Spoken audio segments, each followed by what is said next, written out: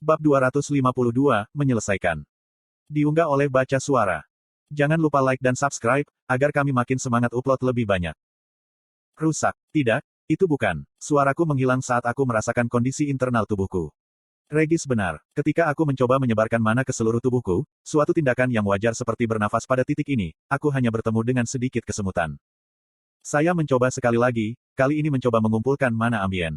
Kali ini, aku bahkan tidak bisa merasakan apa-apa, tidak ada kehangatan seperti sebelumnya ketika mana pernah masuk ke dalam diriku dan bersatu dalam inti diriku. Tidak, aku bergumam, mengangkat tubuhku yang berat ke atas kakiku. Aku melempar pukulan, pukulanku perlahan melambat bahkan ketika aku menyalurkan mana dari intiku melalui bagian-bagian tubuhku yang diperlukan untuk melakukan pukulan. Arthur, Regis menghela nafas.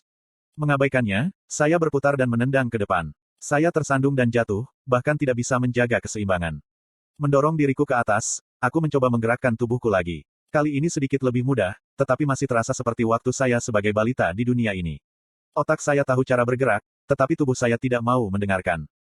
Aku jatuh, dan aku jatuh lagi, setiap kali lebih menyebalkan dan memalukan daripada yang terakhir. Akhirnya, ketika wajah saya menyentuh lantai yang halus, lengan saya bahkan tidak dapat bereaksi pada waktunya untuk menahan kejatuhan saya tetap di tanah. Aku meraung frustrasi, membanting kepalaku ke tanah. Apa yang salah denganku? Semua itu kerja keras. Bertahun-tahun melatih dan menyempurnakan inti saya, belajar mengendalikan semua elemen secara efektif, semua hilang. Aku menumbuk kepalaku di tanah lagi, nyaris tidak merasakan apa-apa selain denyutan yang tumpul meskipun kerasnya lantai bergetar. Aku menjerit lagi yang telah menarik tenggorokanku, putus asa untuk dikeluarkan. Entah aku sudah menenangkan diri atau kehabisan energi, aku tidak tahu, tapi aku mendapati diriku menatap batu berwarna-warni, dimensi saku tempat Sylvie tinggal. Dia telah mengorbankan hidupnya untuk saya dan dikurangi kembali ke keadaan ini. Karena semua pilihan bodoh yang saya buat, dialah yang membayar harganya. Jika saya tidak bisa menyatukan semuanya untuk diri saya sendiri, saya harus melakukannya untuknya. Paling tidak, aku berhutang padanya. Aku bangkit dan diam-diam berjalan kembali ke air mancur. Menangkupkan tangan saya membawa air dingin ke mulut saya dan minum. Memadamkan rasa haus saya menyiramkan air ke wajah saya sebelum memandangi bayangan saya. Arthur yang sedikit lebih tua dan berwajah lebih tajam menatapku dengan mata emas yang tajam. Rambut saya mengingatkan saya pada pasir yang memutih karena rambut itu mengalir melewati pundak saya. Bahkan tekstur rambut baruku menirukan Sylvie, mengirimkan rasa bersalah yang lain. Merobek selembar kain tipis dari celana compang camping yang saya kenakan dalam pertempuran terakhir saya ikat bagian belakang rambut saya. Apa yang kita lakukan sekarang? Aku mengerumuni, beralih ke Regis. Bola api hitam yang melayang dengan tanduk itu mengernyitkan alis, atau setidaknya, seperti itulah rupanya, sebelum berkata, kamu sadar kamu meminta saran dari senjata, kan? Aku tetap diam, menatapnya sampai dia mendecakkan lidahnya. Atau apapun yang ada di mulutnya yang besar. Tidak menyenangkan, gerutunya sebelum melayang ke arahku. Iya, itu tidak seperti kita punya banyak pilihan, mengingat hanya ada satu jalan keluar dari ruangan ini. Jadi, kita baru saja melewati pintu. Saya mengkonfirmasi, sudah menuju melalui pintu logam besar. Tunggu, Goldilocks, dia memulai. Apakah kamu mencoba untuk membuat dirimu terbunuh? Maksud kamu apa? Saya bertanya sebelum istilah yang dikenal di otak saya. Dan bagaimana kamu tahu siapa Goldilocks? Aku dibuat darimu, ingat. Semua hal yang Anda tahu, baik dari kehidupan ini atau kehidupan masa lalu Anda, telah memengaruhi saya saat ini, jawabnya. Jadi sungguh, jika kamu kesal pada kepribadianku yang luar biasa, kamu benar-benar hanya kesal pada dirimu sendiri. Aku tidak ingat pernah menjadi sinis atau mengejek ini, balasku. Ya, untuk lebih spesifik, kurasa aku adalah penggabungan dirimu, Sylvia, ikatanmu, dan pejantan binatang buas yang menawan itu, Uto, api hitam yang mengambang itu menjelaskan. Saat itulah diklik. Regis mengingatkanku pada Uto. Sementara tanduk-tanduknya berbentuk lebih seperti milik Sylvie, dari ketiganya, sifat Uto adalah yang paling menonjol di Regis, hanya lebih banyak diredam oleh Sylvie, dan campuran kepribadian saya. Ngomong-ngomong, celotehnya, kau tidak dalam keadaan di mana kau harus melalui pintu apapun dengan sembrono, terutama jika seluruh tempat ini dimaksudkan untuk mencegah orang keluar. Ya, aku tahu, aku memotong. Inti saya cukup kacau dan tubuhku terasa seperti terbuat dari timah atau sesuatu, tapi itu tidak seperti kita hanya bisa tinggal di sini.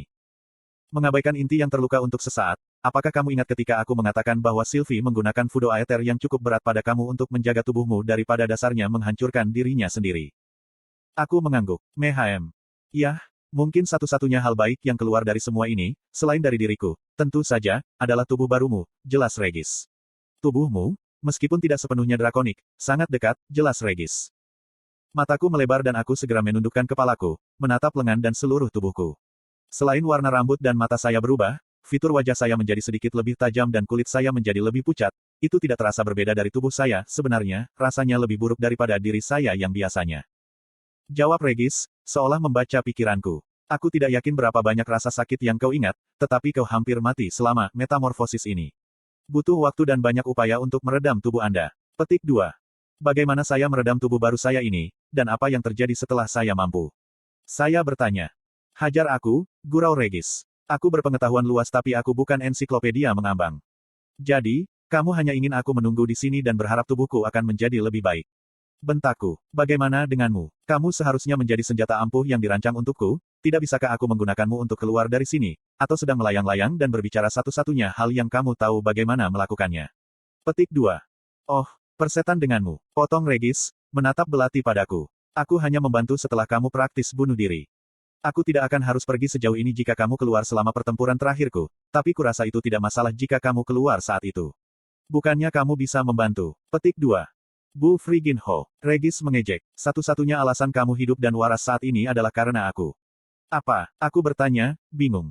Apakah kamu tahu mengapa aku memiliki 4 kepribadian yang sangat berbeda berputar-putar dalam diriku? Salah satunya ingin aku membunuhmu dengan sangat menyakitkan. Memikirkan kembali ketika Aklorite telah menyerap sebagian besar mana yang disimpan di tanduk Uto, aku semakin kesal. Iya, karena kamu mencuri sebagian besar mana dari tanduk Uto, mana yang akan membantu membuatku lebih kuat. Petik 2. Kalau bukan karena aku yang mengambil sebagian besar, kamu pasti sudah gila, geram Regis. Alih-alih, aku mendapatkan kesenangan karena memiliki kecenderungan psikopat yang begitu menyenangkan sesekali. Tertegun, saya tidak menanggapi.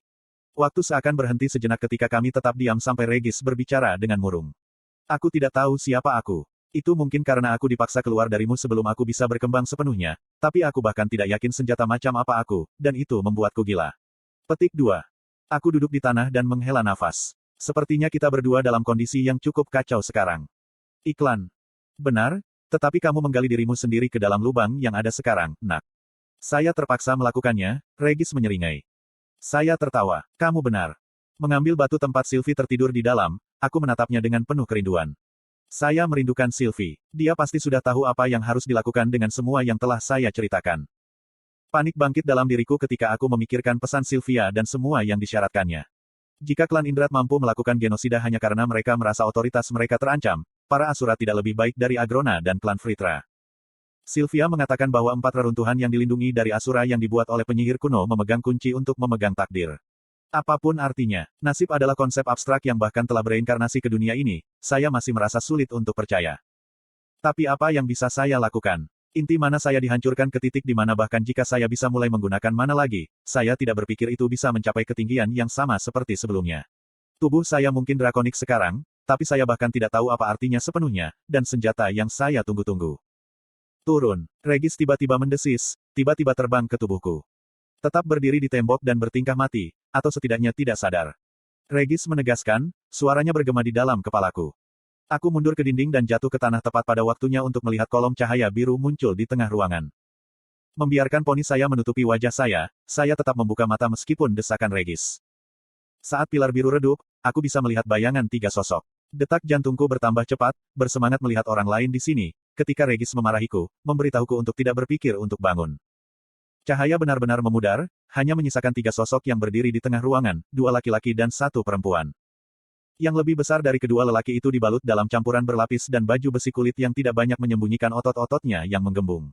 Dia membawa gada berduri di masing-masing tangannya, keduanya meneteskan darah yang cocok dengan warna rambut merahnya yang pendek. Yang lebih ramping berambut coklat masih dibangun seperti seorang atlet, dengan bahu lebar dan lengan kencang di bawah baju zirah perak disikat. Gadis itu yang pertama kali melihatku dengan kedua mata merahnya yang bersinar seperti kristal di bawah tirai rambut biru tengah malam, hampir biru tua. Bentuk patungnya yang berlapis seragam yang lebih mirip baju besi, membelok ke arahku saat dia mengamatiku. Hanya perlu beberapa saat bagi kedua pria di sampingnya untuk memerhatikan saya, dan ketika mereka melakukannya, mereka tidak bereaksi hampir secara halus seperti wanita itu. Yang lebih besar mengayunkan tongkatnya, memercikan busur darah di tanah ketika dia mendekati saya, sementara prajurit berambut coklat itu menarik pedang panjang dari udara tipis dan menempatkan dirinya di antara saya dan gadis itu. Mata tajamnya menyipit saat getaran lembut bersenandung dari bilah besarnya. Aku menutup mataku, takut mereka akan melihatku bangun. Sial, apa yang kita lakukan, Regis? Tetap di bawah. Anda tidak cocok untuk salah satu dari ketiganya sekarang. Petik 1. Dia akan membunuhku. Tunggu, jangan bergerak sampai aku memberitahumu. Petik 1. Aku mengintip membuka mata untuk melihat pria berambut merah tua menjulang di atasku. Belum, Regis mendesis di kepalaku. Tinggalkan dia, kata gadis itu. Puff, dia mengira kau seorang gadis. Regis mencibir. Diam. Dia mungkin menjadi ancaman bagi kita di tingkat bawah, Nyonya Caira, pria besar itu memperingatkan. Ada orang-orang yang berpura-pura lemah untuk membuat kita menurunkan penjaga kita. Kasihanilah dia, Taegen. Fakta bahwa kalian berdua tidak bisa merasakannya dengan segera berarti inti mana miliknya rusak, kata gadis itu. Dia tidak akan menjadi ancaman. Sekarang, ayo bergerak. Kami akan beristirahat di ruang perlindungan berikutnya. Petik 2. Taegen mendengus tidak puas sebelum berbalik, mengikuti setelah dua lainnya. Aku menghembuskan napas lega secara mental ketika aku mulai rileks ketika melihatnya. Ketiga pakaian mereka sengaja membiarkan duri mereka terungkap, ditutupi oleh chainmail atau jaring tipis yang bisa saya lihat dengan jelas. Dan berlari di ketiga punggung, sepanjang duri mereka, adalah jenis rune yang sama yang telah saya lihat di begitu banyak penyihir ala Krian. Kemarahan berkobar di dalam dadaku, dan segera, pria bernama Taegen itu berbalik untuk menghadapku. Tenangkan dirimu, Arthur, kataku dalam hati. Waktu seakan merangkak ketika pengguna tongkat itu mengamatiku, bingung. Ayo pergi. Pria lain memanggil Taegen, dan prajurit berambut merah itu berbalik. Aku pasti sudah menunggu lebih dari 30 menit bahkan setelah mereka pergi melalui pintu sebelum aku bangun. Wow, sekarang jantung hitam kecilku memompa. Seru Regis, menembak keluar dari tubuhku. Untung wanita cantik itu memiliki jantung sebesar dia. Regis, bentakku. Teman terapung saya melambai menyeringai jahat. Au, apakah seseorang masih kesal karena mereka dipanggil seorang gadis? Tidak, aku. Kamu bisa memeriksa celanamu jika mau. Kamu masih lelaki, potong Regis. Aku menghela nafas. Aku tahu, Regis. Sekarang, mengapa orang-orang ala Krian ada di sini? Saya bertanya, mengubah topik pembicaraan. Kamu mendengar pesan Sylvia. Agrona telah mengirim orang-orangnya ke reruntuhan yang tidak bisa ditembus oleh Asura, jawabnya. Tiba-tiba perasaan takut menyapu saya. Apakah itu berarti kita berada di bawah ala Kria sekarang? Mengalahkanku? Tetapi jika para penyihir kuno itu bisa bermain-main dengan Aether sampai tingkat di mana bahkan Agrona ingin tahu rahasia mereka, aku menduga kita bisa berada di mana saja di dunia, ruangan yang kita tuju sekarang bisa berada di suatu tempat di dasar lautan dan pintu itu bisa menjadi portal yang membawa kita ke sisi lain dunia. Petik 2. Menutup mataku, aku membuka lokasi dari 4 reruntuhan kuno yang menurut Sylvia dia berikan padaku. Apa yang saya sadari adalah bahwa itu bukan semacam peta internal yang diletakkan untuk saya visualisasikan. Itu lebih seperti memori buatan yang tertanam di otakku. Bagi saya itu menegaskan apa yang Regis katakan sebelumnya, kami berada di dalam salah satu dari 4 reruntuhan kuno. Apa yang tidak dikatakannya adalah di mana reruntuhan ini berada di dunia.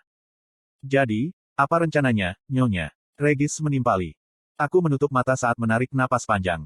Mengandalkan kebiasaan yang telah saya kembangkan sepanjang hidup saya sebagai Grey, saya menyimpan emosi yang menggerogoti pikiran dan tubuh saya. Aku mengemas dan menyimpan perasaan panik dan takut yang merambah di pikiranku.